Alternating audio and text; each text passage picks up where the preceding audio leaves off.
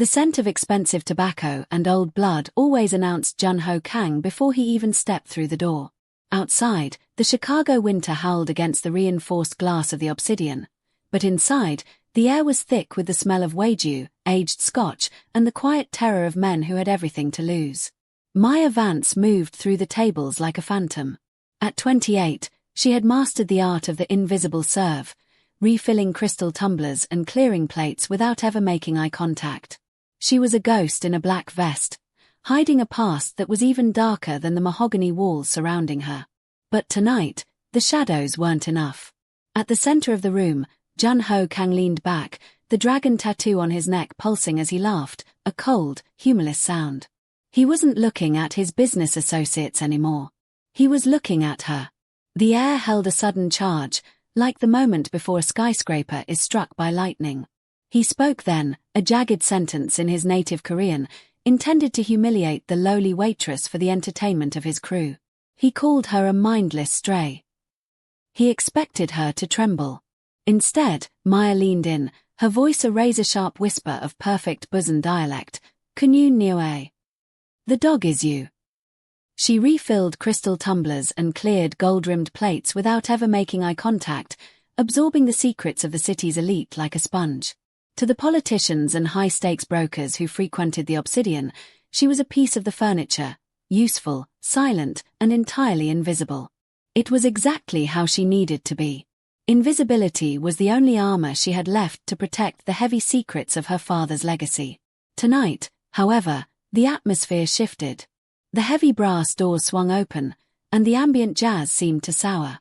A group of men moved in a tight, predatory formation, their silence more deafening than the laughter they had interrupted. At the center was Jun-Ho Kang. He didn't just walk, he claimed the space, his presence thinning the air until the other patrons looked down at their plates, suddenly fascinated by their stakes.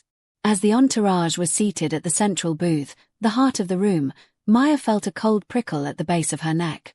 She approached the table with her usual practiced grace, her eyes trained on the linen tablecloth.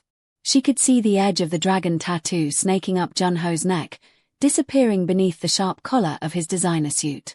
He was a predator in a cage of crystal, and his associates were the hounds. One of them leaned in, whispering a joke that made the table erupt in dark, jagged laughter. Jun-Ho didn't join them.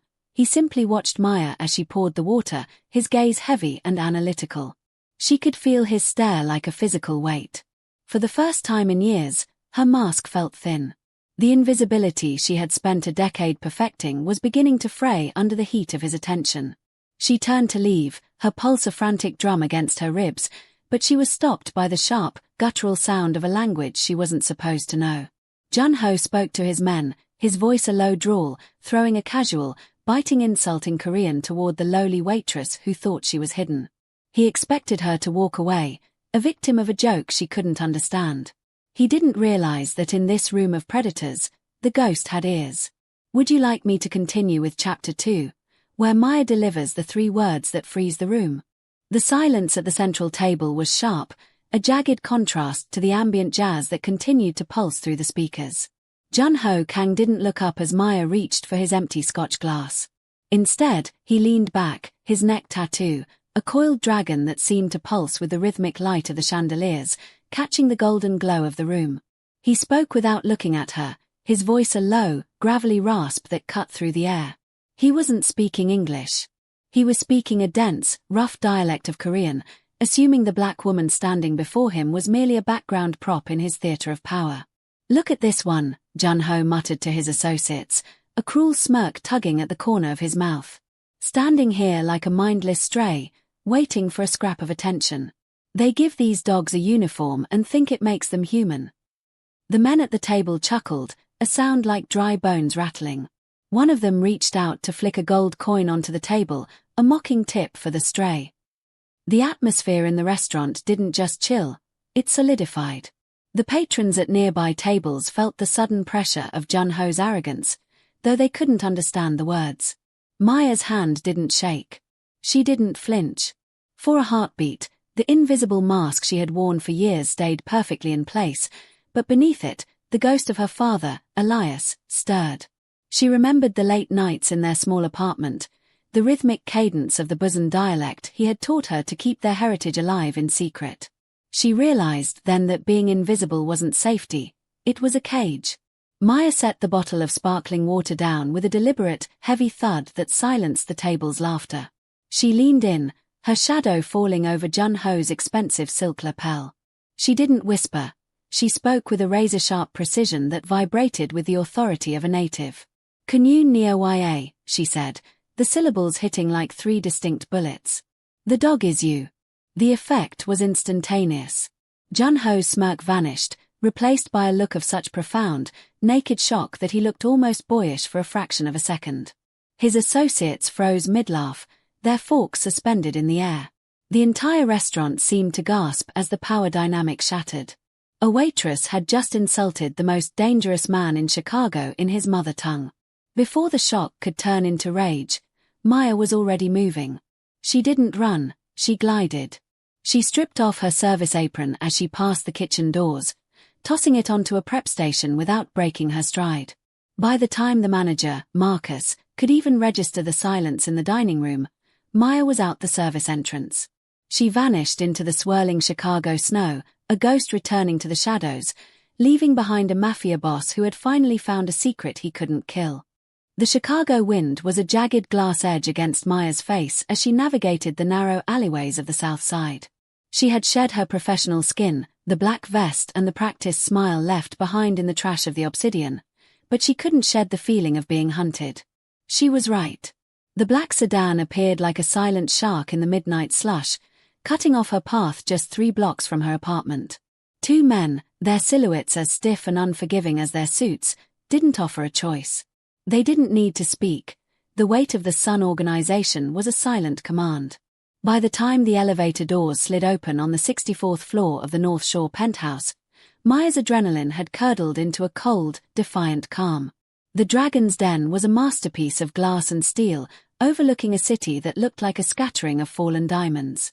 Jun-ho Kang was waiting for her, standing by a floor-to-ceiling window, his reflection ghostly against the backdrop of the skyline. He had traded his suit jacket for a silk shirt, the top buttons undone to reveal the full, snarling head of the dragon tattoo on his neck. The silence stretched, thick and suffocating. Jun-ho didn't turn around immediately. He let the opulence of his world weigh on her, a reminder of the vast distance between a waitress and a kingpin. When he finally turned, his eyes weren't filled with the casual cruelty from the restaurant. They were burning with a sharp, dangerous curiosity. He walked toward her, his footsteps silent on the silk rug, stopping only when he was close enough for Maya to smell the expensive tobacco and the faint, lingering scent of ozone. "Busan," he said, the word a low vibration in his chest. "You didn't just learn that from a textbook or a drama. You have the lilt of the docks. You have the jagged edges of the street gangs from the south." He reached out, his fingers hovering just inches from her jaw, forcing her to maintain eye contact. "I spent my childhood running those streets. I know that accent better than I know my own name." Maya didn't flinch. She kept her chin high, though her heart was a frantic bird trapped in her ribs. "Who taught you?" he demanded, his voice dropping to a dangerous whisper. "Who taught a black waitress in the middle of Chicago to speak the dialect of my hometown like she was born in the shadow of the Jigalchi market? People don't just stumble into that kind of secret, Maya Vance. Secrets like that are inherited." He stepped even closer, his shadow swallowing her whole. "Tell me the truth, or I'll find it in the pieces of the life you've tried so hard to hide." The golden light of the penthouse felt like a spotlight on a crime scene. Maya stood her ground, her shadow stretching long across the polished floor, but the mention of the Jigalchi market had struck a chord she couldn't hide. Her silence was no longer a shield, it was a confession. Jun-ho circled her, his movements slow and rhythmic, his eyes never leaving hers. He was searching for a ghost in the curve of her jaw and the fire in her eyes, and suddenly, he stopped. The air in the room seemed to crystallize. "I knew a man once," Jun-ho began, his voice dropping to a hollow, haunting register. "A man who didn't belong in our world but ruled it nonetheless. He was my father's shadow, his most trusted blade. But more than that, he was the only person who looked at a lonely, violent boy and saw something worth saving." He paused, his gaze dropping to the floor as if seeing a memory play out on the marble. He was the one who taught me that a man's true strength isn't in his fists, but in the secrets he keeps. He spoke the Busan dialect with a strange, soulful lilt, the same lilt I just heard falling from your lips. Maya's breath hitched. The active silence she had maintained for years finally shattered. Elias, she whispered, the name a jagged piece of glass in her throat. Junho froze. He turned back to her, his face pale under the amber glow of the city lights. Elias Park. Or as the syndicate knew him, the ghost. He stepped closer, his hand trembling slightly as he reached out, not to threaten, but to touch the reality of the moment. My father told me he was a traitor. He told me the man who raised me, who taught me to speak, who showed me mercy, had stolen millions and vanished into the night. I was told to hate him. I was told to find him and erase his bloodline. Maya's eyes filled with a fierce, protective tears. He wasn't a thief, Junho. He was a savior. He didn't steal that money for himself. He took it because he couldn't stand the smell of the blood your father was washing off those bills. He took it to buy the freedom of women who had no names, no voices. He changed his name to Carlson to keep me safe, to give me a life where I didn't have to be a shadow. The realization hit Junho like a physical blow. The man he had mourned and hated was the same man who had shaped Maya into the defiant woman standing before him. They were two sides of the same coin, forged by the same hand, separated by a lie that had lasted 2 decades. The dragon on his neck felt like a lead weight, a symbol of the empire built on the very broken bodies Elias had tried to rescue. In that suffocating silence, the predator and the prey vanished, leaving behind 2 orphans of a war they hadn't started, standing in the shadow of a ghost who was finally coming home. The heavy silence of the penthouse was no longer a battleground, but a shared wake for the man they had both loved. Maya watched as the realization settled into Junho's features, the ruthless mask of a mafia boss cracking to reveal a man haunted by the same ghost she carried. She reached into the hidden pocket of her coat and pulled out a small, battered leather notebook, its edges frayed and darkened by age. This was the weight she had carried across state lines, the burden that had forced her into a life of invisibility. She didn't hand it to him immediately. Instead, she placed it on the glass coffee table, a physical barrier between their past and their potential future. My father knew the Sun organization was rotting from the inside, Maya said, her voice steady and resonant. He didn't steal that money to disappear, Junho. He stole it to starve the beast. This ledger contains the digital keys and physical locations of every dark money account the syndicate uses to fund the trafficking wings, the parts of the business your father hid even from you. Junho reached out, his fingers tracing the embossed initials on the cover, EP. As he flipped through the pages, his eyes scanned rows of encrypted coordinates and laundered account numbers that traced a map of human misery across the globe. It wasn't just a record of theft, it was a roadmap for a revolution. Each entry was a confession written in her father's precise, meticulous hand. He was building a case, Junho whispered, the paper crinkling under his touch. He wasn't running from the law. He was waiting for the right moment to burn the empire down. He looked up at Maya, the fire in his eyes now directed outward, toward the elders of the syndicate who had lied to him for a generation. He was a whistleblower in a world that only understands silence. Maya nodded, stepping into the light that flooded from the windows. He told me that one day, the dragon would have to decide if it wanted to guard a hoard of blood-soaked gold or if it wanted to protect the people beneath its wings. He believed you were that dragon, Junho. He chose you to be the one to finish what he started. The weight of the ledger felt like a weapon between them. It was proof that Elias had never truly left Junho. He had simply been waiting for Maya to bring him back. The syndicate's wealth was no longer a legacy to be inherited, it was a debt to be paid. Together, they looked down at the accounts that fueled a criminal machine, knowing that with a single stroke of justice, they could finally turn the ghost's shadow into a beacon. The fragile peace of the penthouse was shattered not by a word, but by a roar that shook the very foundations of the skyscraper. From the 64th floor, the explosion looked like a blossoming flower of fire in the distance, but Maya knew that geometry all too well. It was the corner of 5th and Main. It was the obsidian. Before the sound had even faded, Jun-ho's phone erupted in a series of frantic alerts. He rushed to the window, his face hardening into a mask of pure, lethal granite. "The iron circle," he hissed, his knuckles white as he gripped the ledge. "They aren't just sending a message anymore. They're burning the world down to find that ledger." The restaurant, the place where Maya had spent years perfecting her invisibility, was now a funeral pyre for her old life. The realization hit her with the force of a physical blow. There was no going back to being a waitress. There was no going back to the shadows. The rival syndicate knew she was the key to the Kang organization's downfall, and they were willing to turn Chicago into a graveyard to get to her. Jun-ho turned to her, his eyes wild with a mixture of protective fury and desperation. "They're coming here next," he said, grabbing a heavy tactical case from beneath his desk. "My security detail is compromised. Half of them were paid off by the Iron Circle months ago. I can't trust the men at the door, and I can't keep you safe in a glass cage." Maya didn't panic. The survival instincts her father had drilled into her took over. She watched as Jun-ho checked the slide on a handgun, his movements mechanical. "Then we don't stay," she said, her voice cutting through his spiraling rage. "We use the service tunnels. My father used to say the best way to kill a predator is to let him think you're cornered, then strike from the dark." Jun-ho paused, looking at her with a new kind of respect. He saw the ghost in the way she stood, the way she didn't blink at the sound of sirens rising from the streets below. He held out a hand to her, not as a master to a servant, but as a soldier to a comrade. "The Iron Circle thinks they're fighting a fractured syndicate," Jun-ho said, his voice dropping to a low, dangerous growl. "They don't realize they're fighting the two people who have nothing left to lose."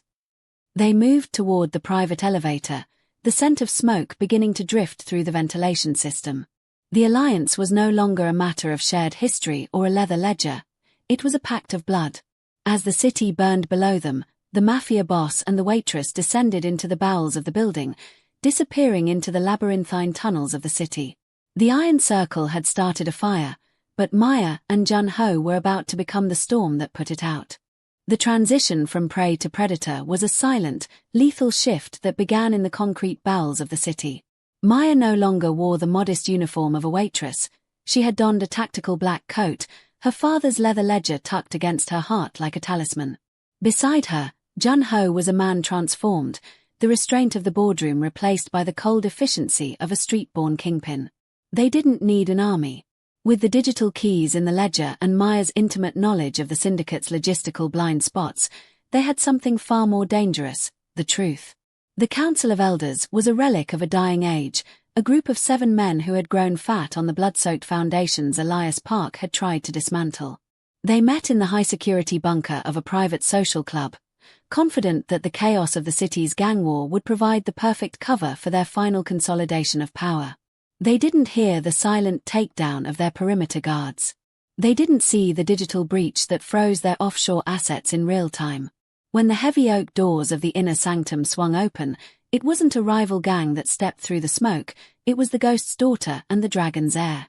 Maya moved with a predatory grace, her eyes reflecting the cold fluorescent lights as she began to read from the ledger.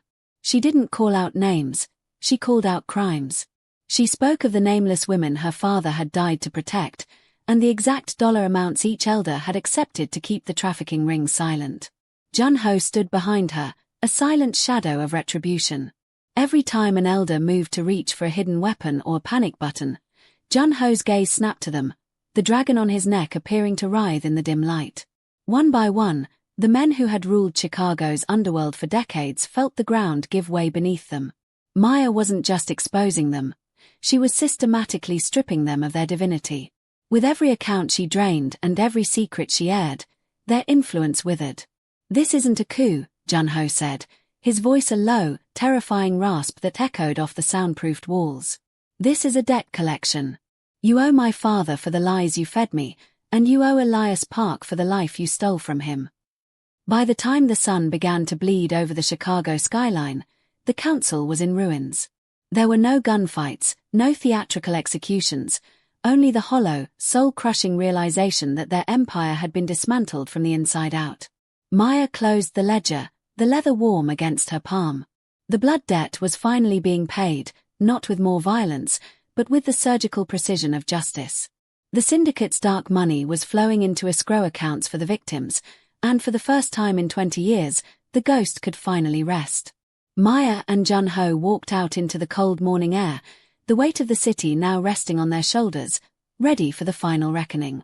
The industrial skeleton of the Chicago docks loomed over the black water of Lake Michigan, a labyrinth of rusted shipping containers and salt-stained asphalt. This was the Iron Circle's last fortress, the physical bottleneck through which the syndicate's darkest cargo flowed.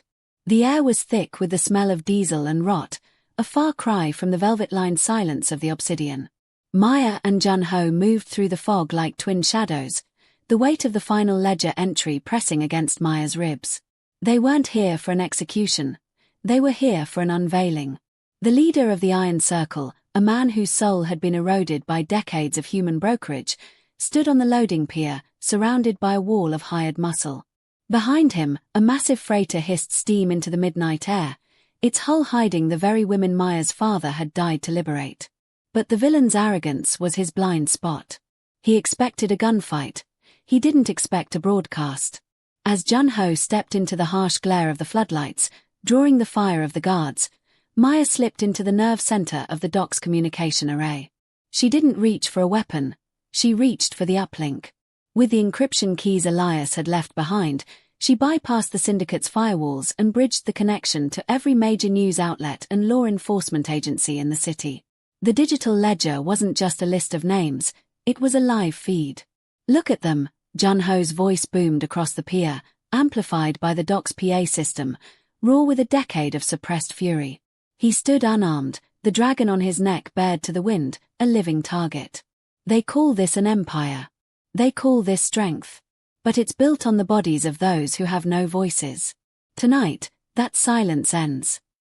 On massive digital billboards across the city and on millions of handheld screens, the truth flickered to life.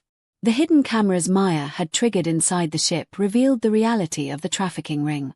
The bank records, the names of the Council of Elders, and the location of every Iron Circle asset began to scroll in a relentless crawl of justice. The gunmen hesitated, their phones buzzing in their pockets with the news of their own downfall. The showdown wasn't won with bullets, but with the sudden, crushing weight of public light. As the sirens of 100 police cruisers began to wail in the distance, the Iron Circle's leader realized he wasn't fighting a Mafia boss or a waitress, he was fighting the ghost of a man who had finally won. Jun-ho looked back at the control booth where Maya stood, her silhouette etched against the blue light of the monitors. The blood debt was settled. The stray had led the dragon to the truth, and the world was finally watching. The scars of the fire had been replaced by the scent of fresh cedar and jasmine, a fragrance that spoke of new beginnings rather than old blood. The obsidian was gone, and in its place stood the Ghost's Landing, a testament to a legacy finally cleansed of its shadows. The dark mahogany and cold marble had been swapped for floor-to-ceiling windows and warm, open spaces. It was no longer a place where men traded lives over scotch, it was a sanctuary for the neighborhood, a community hub funded by the very wealth that had once sought to destroy it. Maya Vance stood at the center of the room, no longer a phantom in a black vest, but the architect of a new era. She wore her authority with a quiet, grounded grace, her eyes reflecting the vibrant life of the restaurant she had helped design from the ashes. The syndicate had been dismantled, its jagged edges filed down into a legitimate enterprise focused on social restitution and protection. The Sun organization was a memory, replaced by a foundation that prioritized the voices of the invisible. Jun-ho approached her, the dragon tattoo on his neck partially obscured by the soft collar of a linen shirt. The predatory tension that had once defined him had softened into a deep, purposeful calm. He didn't stand behind her or in front of her, he stood beside her. They were a unified front, two souls who had crossed a bridge of fire to find a peace they once thought impossible. He reached out, his hand finding hers, their fingers interlocking, a silent pact that the war was truly over. He would have loved this, Jun-ho whispered, looking up at a discreet, elegant portrait of Elias Park that hung near the entrance.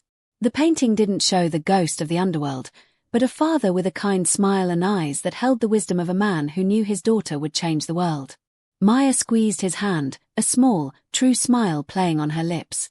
He knew we would. That's why he left us the keys. The restaurant was full, not with politicians in backroom deals, but with the people of the city, their laughter a melody that filled the space where silence used to reign. Maya and Jun-ho looked out at the life they had built together, a new dynasty born not of fear, but of human connection. They had taken a history of blood and turned it into a future of hope, standing as equals in the light of a Chicago sun that finally felt warm. The invisible waitress and the Mafia boss were gone, replaced by two people who had chosen to be human in a world that had taught them to be monsters. As the evening settled in, they turned toward the kitchen together, ready to serve a world they had finally helped set free.